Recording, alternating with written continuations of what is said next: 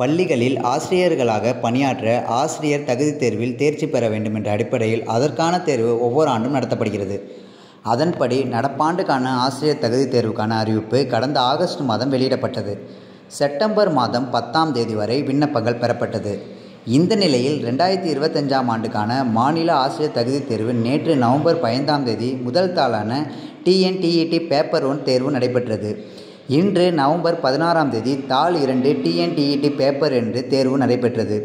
முதல் தாளில் தேர்ச்சி பெறுபவர்கள் இடைநிலை ஆசிரியராகவும், 2ஆம் தாளில் தேர்ச்சி அடைபவர்கள் பட்டதாரி ஆசிரியராகவும் பணியாற்ற முடியும். தற்போது இந்த தேர்வு எழுதியவர்கள் தங்கள் கருத்துக்களை தெரிவித்துள்ளனர். எக்ஸாம் நடந்துச்சு. இந்த எக்ஸாம்ல வந்து பார்த்தீங்கன்னா நாங்கள் மேத்ஸ் சயின்ஸ் எக்ஸாம் எழுதினோம். அதில் மேத்ஸ் ரொம்ப பேசிக் கான்செப்ட் தான் கேட்டுருந்தாங்க. அதுமாரி தமிழ்லாம் வந்து பார்த்தீங்கன்னா இலக்கணத்தை ஃபுல்லாக கேட்டுருந்தாங்க. இது போல கொஸ்டின்ஸ் கேட்கும்போது எங்களால் தமிழ் படிச்சிருந்தோம், ஒரு பாடம் உடைநடையிலேருந்து தான் கொஸ்டின்ஸ் வரணும் எதிர்பார்த்தோம். இலக்கணத்துலேருந்து வந்தனால எங்களால் ஆன்சர் பண்ண முடியல. அதுமாதிரி சைக்காலஜி எஜுகேஷன் எந்த பார்ட்லேருந்து கேட்குறாங்கன்னே தெரியல. அப்புறம் ஒரு புக்கை ஃப்ரேம் பண்ணி தான் நாங்கள் சொல்கிற ஆன்சர்ஸ் கரெக்டாக படிக்க முடியும். எதுலேருந்து கேட்குறாங்க, யூடியூப்பா இல்லை எதுலேருந்து கேட்குறாங்கன்னு எங்களுக்கு தெரியல. ஈஸியாக இருந்துச்சு. லாஸ்ட் இயரை விட எக்ஸாம் விட டைரக்ட் கொஸ்டினாக இருந்துச்சு. நல்லா ப்ரிப்பேர் பண்ணிட்டு தான் நல்லா எக்ஸாம் எழுதி.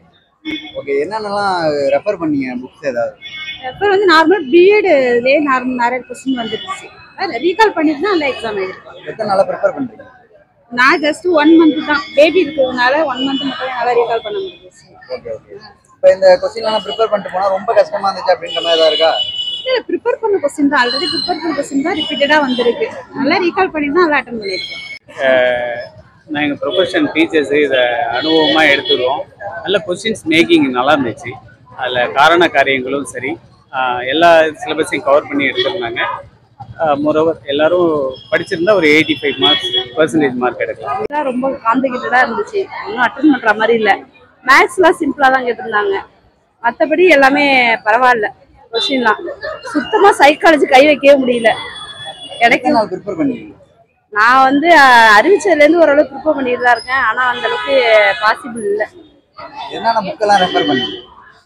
புக்ஸ்லாம் வந்து 6லேருந்து 10th வரைக்கும் உள்ள புக்ஸ் ரெஃபர் பண்ணேன். நாகராஜ் புக்கு பிஎட்ல உள்ளது அதான் ப்ரிப்பேர் பண்ணேன். அது இல்லாமல் யூடியூப்ல உள்ளதையும் ஓரளவு பார்த்தோம்.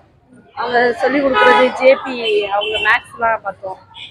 இருந்தாலும் கொஞ்சம் கஷ்டமாக தான் இருந்தது, ஈஸியாக இருந்தது.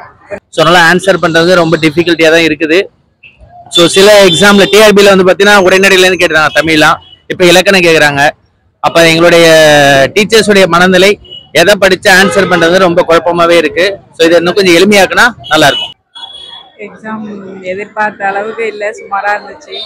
படித்த கொஸ்டின்லாம் கொஞ்சம் தான் வந்துச்சு. அந்த மாதிரி காமனாக கேட்டிருந்தாங்க. ஓரளவுக்கு பரவாயில்ல, பாஸ் பண்ணிவிடுவோம் அப்படின்னு நம்பிக்கை இருக்குது. என்னுடைய ஸ்டேட் போர்டு புக்கு, தமிழுக்கு வந்து ஸ்டேட் போர்டு புக்கு தான் யூஸ் பண்ணோம். சயின்ஸும் அதுமாதிரி ஸ்டேட் போர்டு புக்கு தான். மேத்ஸ் படித்தவங்களுக்கு சயின்ஸ் எல்லாத்தையுமே நேம் வச்சுக்க முடியாது. ஸோ அதனால் எல்லா சப்ஜெக்ட்டையும் படிக்கிறதுனால ரொம்ப டிஃபிகல்ட்டியாக இருக்குது. ஸோ மேத்தமெட்டிக்ஸ் தான் ரொம்ப ஈஸியாக இருந்துச்சு. ஸோ இதுக்கு ஒரு வரையறுத்தாங்கன்னா கொஞ்சம் நல்லாயிருக்கும். ஒரு மாசமா என்னென்ன புக்கெல்லாம் ரெஃபர் பண்ணீங்க? நான் வந்து 6th படித்தேன். கொஞ்சம் அம்மா உடம்பு சரியில்லை, படிக்க முடியல. இன்னும் கொஞ்சம் நல்லா படித்து எழுதியிருப்பேன். ஓகே, என்ன ஓரளவுக்கு ஏதாவது கஷ்டமா இருந்துச்சு, எல்லாமே ஈஸியாக தான் இருந்துச்சு? இல்லை, கொஞ்சம் ஈஸியாக தான் இருக்குது. இன்னும் கொஞ்சம் அதான் ப்ரிப்பேர் பண்ணியிருந்தா நல்லா எழுதியிருக்கலாம்.